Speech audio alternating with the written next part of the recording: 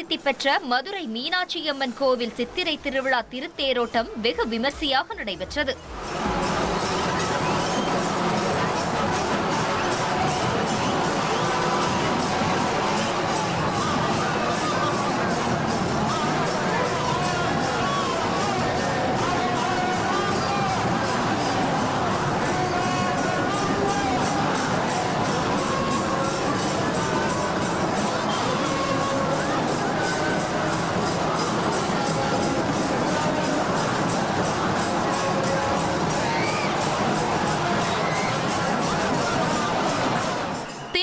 முன்னிட்டு கீழமாசி வீதியில் உள்ள தேரடி பகுதிக்கு மீனாட்சி அம்மனும் சுந்தரேஸ்வரரும் கோவிலிலிருந்து அலங்கரிக்கப்பட்ட பல்லக்கில் வந்தடைந்தனர்.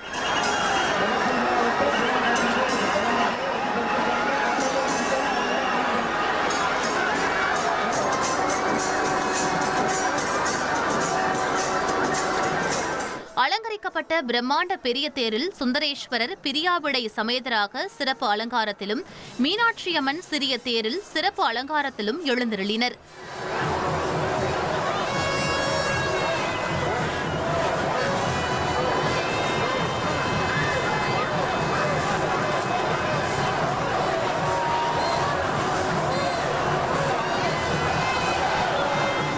தொடர்ந்து கைலாய வாத்தியங்கள் முழங்க மாசி வீதிகளில் பல்லாயிரக்கணக்கான பக்தர்கள் பக்தி கோஷங்களுடன் தேர்களை வடம் பிடித்து இழுத்தனர்.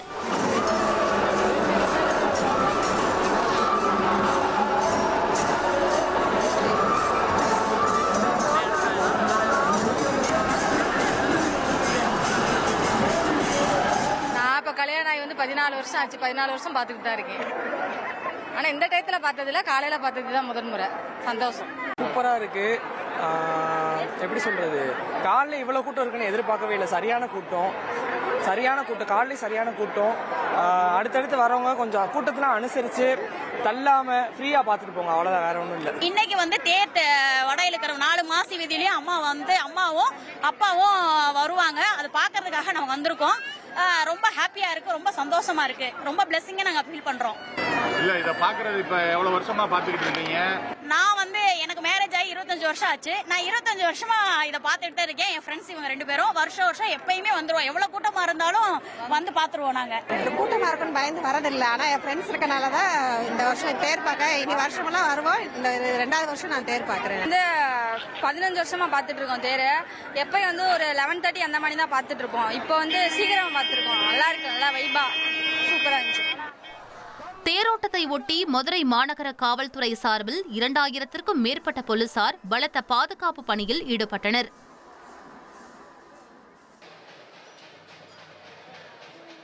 திருச்சி மலைக்கோட்டை தாயுமான சுவாமி கோவில் சித்திரை தேரோட்டம் வெகு விமரிசையாக நடைபெற்றது.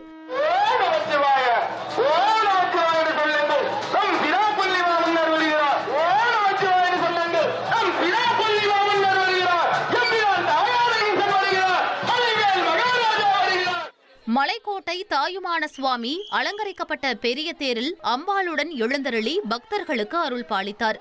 தொடர்ந்து ஆயிரக்கணக்கான பக்தர்கள் ஓம் நமச்சிவாய என்ற பக்தி கோஷங்களுடன் தேரை வடம் பிடித்து இழுத்து சுவாமி தரிசனம் செய்தனர்.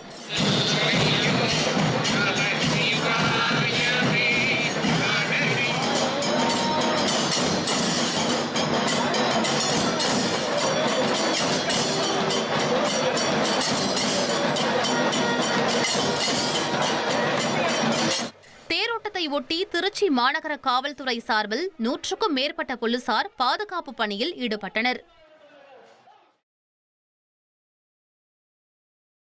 கரூர் மூதாட்டி கொலை வழக்கில் தலைமறைவாக இருந்த முக்கிய குற்றவாளி பாண்டீஸ்வரன் கைது செய்யப்பட்டுள்ளார்.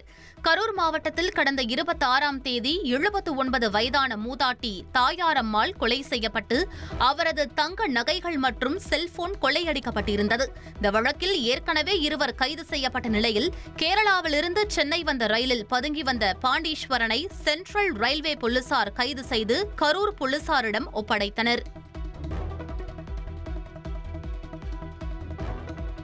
சென்னை கோயம்பேடு சந்தையில் உள்ள மொத்த மளிகை கடையில் ஏற்பட்ட பயங்கர தீ விபத்தில் 20 லட்சம் ரூபாய் மதிப்பிலான பொருட்கள் எரிந்து சாம்பலாகின. அண்ணா நகரைச் சேர்ந்த கோயில் மணி என்பவருக்கு சொந்தமான மளிகை கடையிலிருந்து திடீரென கரும்புகை வெளியேறியது. கடையின் மேல் தளத்தில் தங்கியிருந்த ஊழியர்கள் அளித்த தகவலின் பேரில் விரைந்து வந்த கோயம்பேடு தீயணைப்பு வீரர்கள் நீண்ட நேரம் போராடி தீயை அணைத்தனர். விபத்து குறித்து கோயம்பேடு போலீசார் விசாரணை மேற்கொண்டு வருகின்றனர்.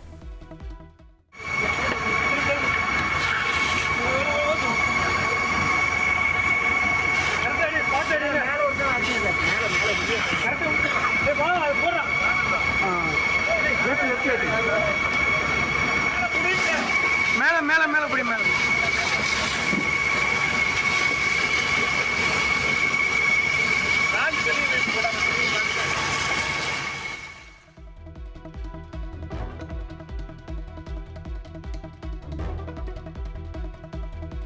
தென்னகத்தின் காசி என்று அழைக்கப்படும் பவானி கூடுதுறையில் ஆதிகேசவ பெருமாள் ஸ்ரீதேவி பூதேவி திருக்கல்யாண வைபவம் கோலாகலமாக நடைபெற்றது.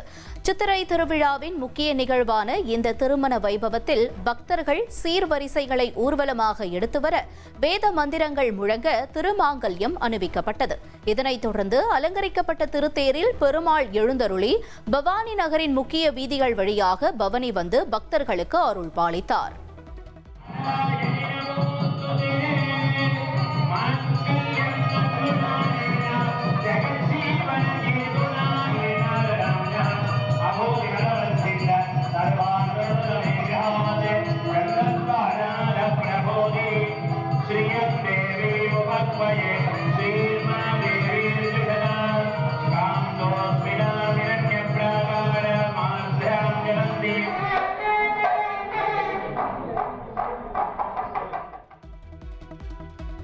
திருவண்ணாமலை மாவட்டம் வேடந்தவாடி கூத்தாண்டவர் ஆலய திருவிழாவை முன்னிட்டு 2026ஆம் ஆண்டிற்கான திருநங்கையர் அழகி போட்டி வெகு விமரிசையாக நடைபெற்றது. சென்னை, புதுச்சேரி உள்ளிட்ட பகுதிகளில் இருந்து ஏராளமான திருநங்கைகள் கலந்து கொண்ட இந்த நிகழ்ச்சியில் மிஸ் வேடந்தவாடி 2026 பட்டத்தை சென்னையை சேர்ந்த லத்திகா தட்டிச் சென்றார். தாலி கட்டும் நிகழ்வு மற்றும் ஆடல் பாடலுடன் நடைபெற்ற இந்த விழாவை ஏராளமான கிராம மக்கள் திரளாக வந்து உற்சாகத்துடன் கண்டு ரசித்தனர்.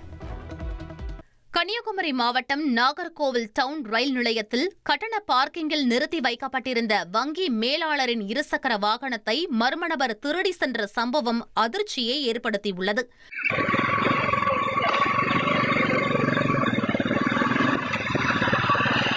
நாகர்கோவிலை சேர்ந்த வங்கி மேலாளர் ஒருவர் தனது புல்லட்டை பார்க்கிங்கில் நிறுத்திவிட்டு சென்றிருக்கிறார். பின்னர் திரும்பி வந்தபோது தனது பைக் மாயமானதை பார்த்து அவர் அதிர்ச்சியடைந்தார். சிசிடிவி கேமராக்களை ஆய்வு செய்ததில் ஹெல்மெட் அணிந்து வந்த நபர் வாகனத்தை திருடி சென்றது தெரியவந்துள்ளது.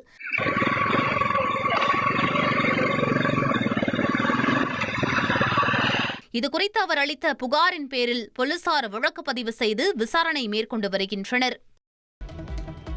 கிருஷ்ணகிரி மாவட்டம் ஊத்தங்கரை அடுத்த சாம்பல்பட்டியில் தனியார் கல்லூரி பேருந்து மீது கார் மோதி விபத்திற்கு உள்ளான சிசிடிவி காட்சி வெளியாகி பரபரப்பை ஏற்படுத்தியுள்ளது.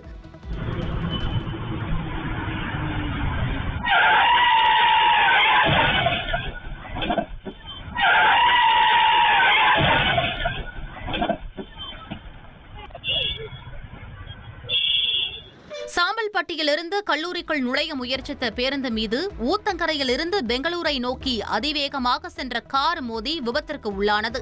இந்த விபத்தில் கார் ஓட்டுநர் பாபு சிங் மற்றும் ஈஸ்வர் சிங் இருவரும் படுகாயமடைந்த நிலையில் சிகிச்சைக்காக மருத்துவமனையில் அனுமதிக்கப்பட்டுள்ளனர். நின்று கொண்டிருந்த கண்டெய்னர் லாரி மீது கார் மோதிய விபத்தில் ஓட்டுநர் சம்பவ இடத்திலேயே உயிரிழந்தார். கன்னியாகுமரி மாவட்டம் நாகர்கோவிலை சேர்ந்த கார் டிரைவர் மணி என்பவர் வாடிக்கையாளரை சென்னையில் இறக்கிவிட்டு ஊர் திரும்பிக் கொண்டிருந்த போது வள்ளியூர் அருகே கோவனேரி பகுதியில் சாலை ஓரத்தில் நின்றிருந்த சரக்கு லாரி மீது மோதியதில் மணி சம்பவ இடத்திலேயே பரிதாபமாக உயிரிழந்தார். ஏர்வாடி போலீசார் வழக்கு பதிவு செய்து விசாரணை மேற்கொண்டு வருகின்றனர். தமிழக கேரள எல்லையான அட்டப்பாடி பகுதியில் கடும் வறட்சி காரணமாக ஆறுகளில் குளிக்க தற்காலிக தடை விதிக்கப்பட்டுள்ளது. சிறுவாணி மற்றும் பவானி ஆறுகளில் நீர்மட்டம் குறைந்ததால் குடிநீர் பாதுகாப்பை கருத்தில் கொண்டு சுற்றுலாப் பயணிகள் ஆற்றில் இறங்க தடை விதிக்கப்பட்டுள்ளது. அடுத்த 40 நாட்கள் அல்லது மழை பெய்யும் வரை இந்த தடை அமலில் இருக்கும் நிலையில் சுற்றுலாப் பயணிகள் ஏமாற்றத்துடன் திரும்பி செல்கின்றனர். வெலிங்டன் ராணுவ முகாமில் போரில் உயிர் நீத்த வீரர்களுக்கு அஞ்சலி செலுத்தும் நிகழ்வு நடைபெற்றது. நீலகிரி மாவட்டம் குன்னூர் அருகே உள்ள ராணுவ முகாமில் நடந்த 36வது கருத்தரங்கை முன்னிட்டு நடைபெற்ற நிகழ்ச்சியில் தென்மேற்கு கட்டளை தளபதி லெப்டினன்ட் ஜெனரல் மஞ்சிந்தர் சிங் தலைமையில் ராணுவத்தினர் மலர் வளையம் வைத்து மரியாதை செலுத்தினர். இதில் அதிகாரிகள், குடும்பத்தினர் மற்றும் ஓய்வு பெற்ற ராணுவத்தினரும் கலந்து கொண்டனர்.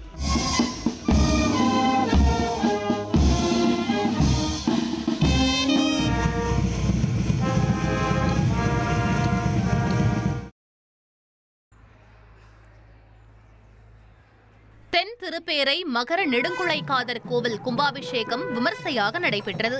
தூத்துக்குடி மாவட்டம் தென் திருப்பேரையில் 12 ஆண்டுகளுக்கு பிறகு நடைபெற்ற கும்பாபிஷேக விழாவில் யாகசாலை பூஜைகள் மற்றும் ஹோமங்கள் நடைபெற்றன. காலை மகா சம்பிரோஷனம் நடைபெற்ற நிலையில் திருக்குறுங்குடி ஜீயர் முன்னிலையில் ஆயிரக்கணக்கான பக்தர்கள் கலந்து கொண்டு சுவாமி தரிசனம் செய்தனர்.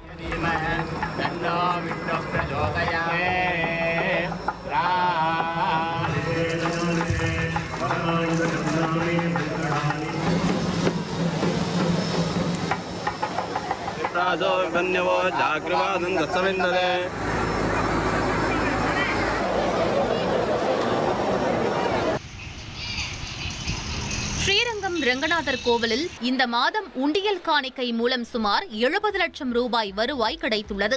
ஸ்ரீரங்கம் ரங்கநாதர் கோவிலில் மாதாந்திர உண்டியல் என்னும் பணி கருடாழ்வார் மண்டபத்தில் நடைபெற்றது. இதில் 69,93,061 ரூபாய் ரொக்கமும் 78.9 கிராம் தங்கமும் 840 கிராம் வெள்ளியும் பக்தர்களால் காணிக்கையாக செலுத்தப்பட்டிருந்தது தெரியவந்தது. இது தவிர அமெரிக்கா, சிங்கப்பூர் உள்ளிட்ட நாடுகளின் 283 வெளிநாட்டு ரூபாயும் காணிக்கையாக பெறப்பட்டுள்ளன. 108 வைணவ திவ்ய தேசங்களில் ஒன்றான நெல்லை மாவட்டம் நாங்குநேரி வானமாமலை பெருமாள் கோவில் சித்திரை தேரோட்டம் கோலாகலமாக நடைபெற்றது.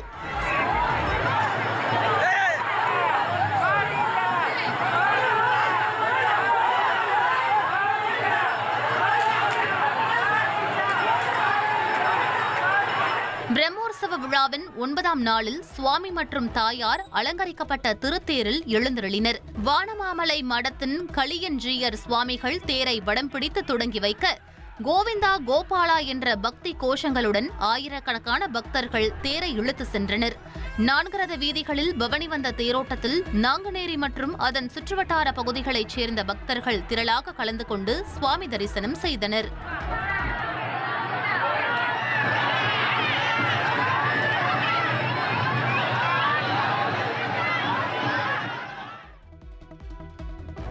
சென்னையை சேர்ந்த பெண் கிராண்ட் மாஸ்டர் வைஷாலியை செஸ் ஜாம்பவான் விஸ்வநாதன் ஆனந்த் பாராட்டியுள்ளார். சென்னையில் நடைபெற்ற தன்னார்வ இரத்த பணியக விழாவில் முன்னாள் உலக செஸ் சாம்பியன் விஸ்வநாதன் ஆனந்த் பங்கேற்றார்.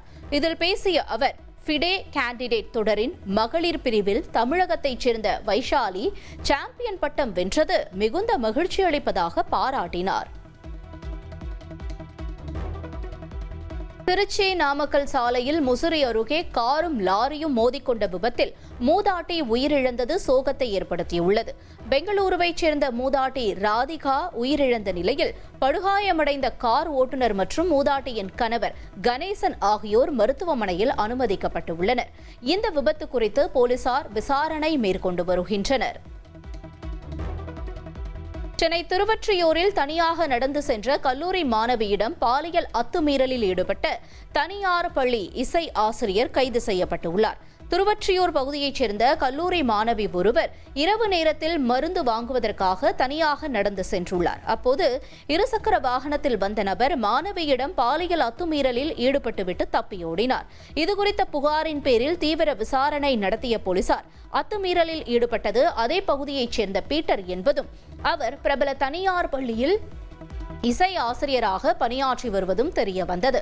தலைமறைவாக இருந்த பீட்டரை கைது செய்த போலீசார் அவரை நீதிமன்றத்தில் ஆஜர்படுத்தி சிறையில் அடைத்தனர். மே 4ஆம் தேதி வாக்கு எண்ணிக்கை நடைபெறவுள்ள நிலையில் 234 தொகுதிகளுக்கான தேர்தல் பார்வையாளர்கள் மே 2ஆம் தேதி தமிழகம் வருகின்றனர். 62 வாக்கு எண்ணிக்கை மையங்களில் தேர்தல் பார்வையாளர்கள் முன்னிலையில் நடைபெறவுள்ள வாக்கு எண்ணிக்கை நடைபெறும் என்று தெரிவிக்கப்பட்டுள்ளது. தமிழகத்தில் வாக்கு எண்ணிக்கைக்கு செய்யப்பட்டுள்ள ஏற்பாடுகள் குறித்து தலைமைச் செயலாளர் சாய்குமார் ஆலோசனை மேற்கொண்டார். தலைமைச் செயலகத்தில் நடைபெற்ற ஆலோசனைக் கூட்டத்தில் டிஜிபி சந்தீப் ராய் ரத்தோர், காவல்துறை ஆணையர்கள், துணை ஆணையர்கள் பங்கேற்றனர். வாக்கு எண்ணும் பணிகள் குறித்து சென்னையில் தேர்தல் அலுவலர்களுக்கு பயிற்சி அளிக்கப்படுகிறது. தபால் வாக்குகள் இவிஎம் எந்திரத்தில் பதிவாகும் வாக்குகளை எவ்வாறு எண்ண வேண்டும் என்பதோடு படிவங்களை கையாள்வது குறித்தும் பயிற்சி வழங்கப்படுகிறது.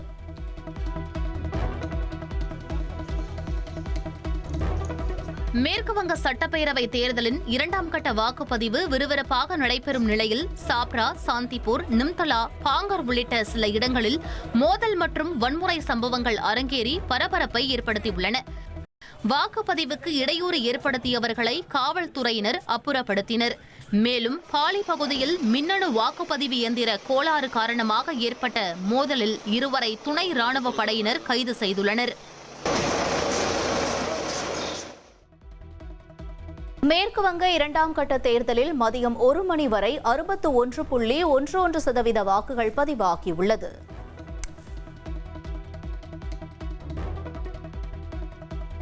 மேற்குவங்க சட்டப்பேரவை தேர்தலில் திரிணாமுல் காங்கிரஸ் மீண்டும் ஆட்சியை பிடிக்கும் என்றும் பாஜக 50 இடங்களை கூட வெல்ல முடியாது என்றும் திரிணாமுல் காங்கிரஸ் கட்சியின் பொதுச் செயலாளர் அபிஷேக் பானர்ஜி தெரிவித்துள்ளார். கொல்கத்தாவின் பாபனிபூர் தொகுதிக்கு உட்பட்ட வாக்குச்சாவடியில் வாக்களித்த பிறகு பேசிய அவர் 294 தொகுதிகளில் 225க்கும் மேற்பட்ட இடங்களில் திரிணாமுல் வெற்றி பெறும் என நம்பிக்கை தெரிவித்தார். மக்களின் ஆதரவு முழுமையாக தங்களுக்கே இருப்பதாகவும் தேர்தல் முடிவுகள் அதனை நிரூபிக்கும் என்றும் அவர் கூறினார். மேற்கு வங்க தேர்தலில் பானிஹாட்டி தொகுதியின் பாஜக வேட்பாளராக போட்டியிடும் ரத்னா தேப்நாத் தனது வாக்கினை பதிவு செய்தார். ஆர்ஜிகர் மருத்துவக் கல்லூரி பாலியல் வன்கொடுமை சம்பவத்தில் உயிரிழந்த பெண் மருத்துவரின் தாயாரான இவர் நீதிக்காக மக்கள் வாக்களிக்க வேண்டும் என்று கேட்டுக் கொண்டார்.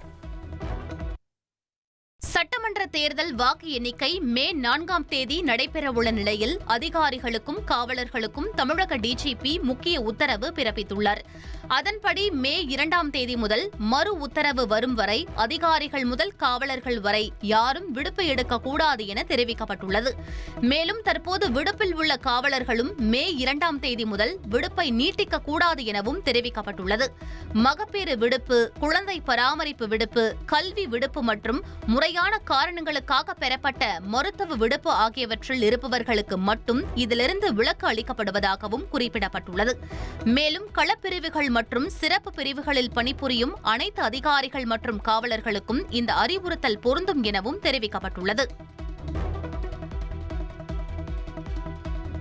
5 மாநில சட்டமன்ற தேர்தல் இன்று நிறைவடையும் நிலையில் மாலை 6:30 மணிக்கு மேல் தேர்தலுக்கு பிந்தைய கருத்து கணிப்புகள் வெளியாகிறது. தமிழ்நாடு, புதுச்சேரி, கேரளா, மேற்கு வங்கம் மற்றும் அசாம் ஆகிய மாநிலங்களில் ஆட்சியை பிடிக்கப் போவது யார் என்ற எதிர்பார்ப்பு எழுந்துள்ளது.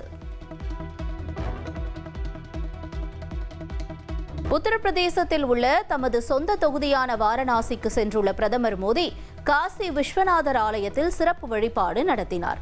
மூலவரான சிவலிங்கத்திற்கு சிறப்பு அபிஷேகம் மற்றும் ஆராதனைகள் செய்து பிரதமர் வழிபட்டார்.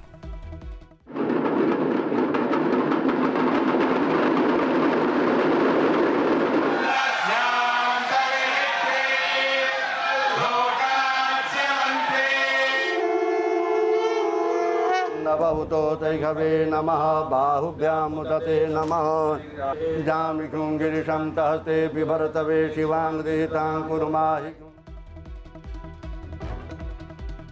தமிழ்நாடு, புதுச்சேரி, ஆந்திராவில் அடுத்த 2 நாட்களுக்கு வெயில் வாட்டி வதைக்கும் என்று இந்திய வானிலை ஆய்வு மையம் தெரிவித்துள்ளது. வடகிழக்கு மாநிலங்களில் இன்று மிக கனமழைக்கான ஆரஞ்ச் அலர்ட் விடுக்கப்பட்டுள்ளது. டிரான்ஸ்பார்மர்கள் கொள்முதல் செய்ததில் 397 கோடி ரூபாய் அரசுக்கு இழப்பு ஏற்பட்டதாக கூறப்படும் வழக்கை சிபிஐ விசாரிக்க சென்னை உயர்நீதிமன்றம் உத்தரவிட்டுள்ளது.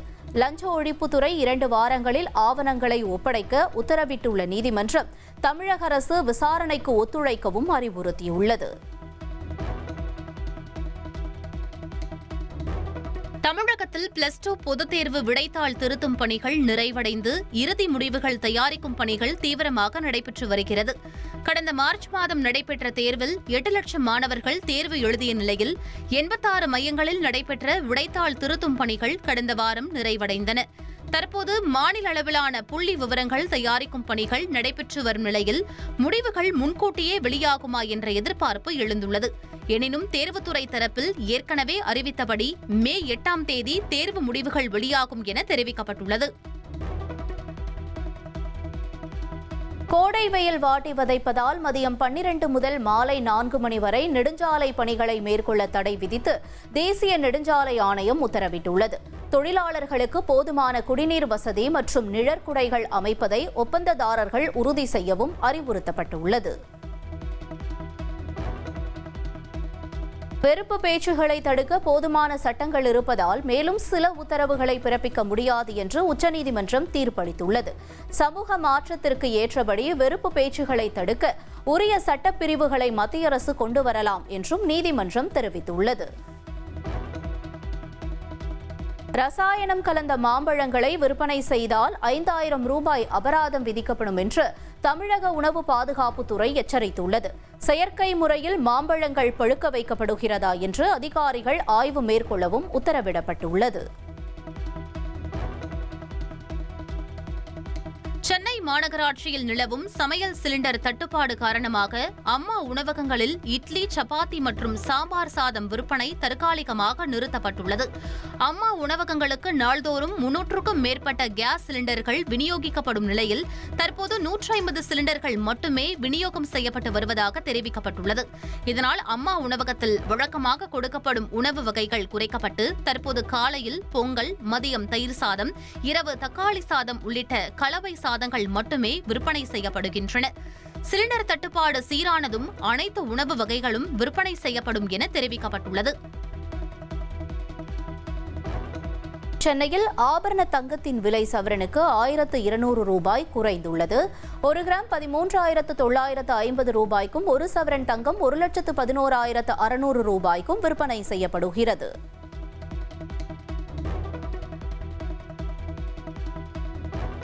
நீலகிரி மாவட்டம் கல்லட்டி மலைப்பாதையில் வெளிமாநில மற்றும் வெளிமாவட்ட சுற்றுலா வாகனங்களுக்கு இன்று முதல் முழுவதுமாக தடை விதிக்கப்பட்டுள்ளது.